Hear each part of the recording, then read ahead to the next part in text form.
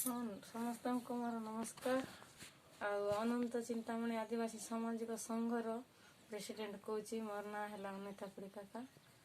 ଆଉ ଏବେ ସମସ୍ତଙ୍କୁ ଏ କରୋନା ଟାଇମ୍ରେ ବାହାରକୁ ବାହାରିଲେ ମାସ୍କ ପିନ୍ଧିକି ବାହାରିବେ ଏବଂ ବାହାରକୁ ଯାଇକି ଆସିଲା ପରେ ହାତ ଗୋଡ଼ ସାବୁନରେ ଧୋଇବେ। ଆଉ ଖାଇବା ପୂର୍ବରୁ ବି ହାତ ଗୋଡ଼ ଧୋଇବେ।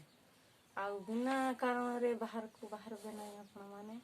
ଯଦି କାମ ଅଛି ତାହେଲେ ମାସ୍କ ପିନ୍ଧିକି ବାହାରକୁ ଯିବେ। ବାହାରକୁ ଯାଇକି ଆସିଲା ପରେ ଆପଣ ସାବୁନରେ ହାତ ଧୋଇବେ।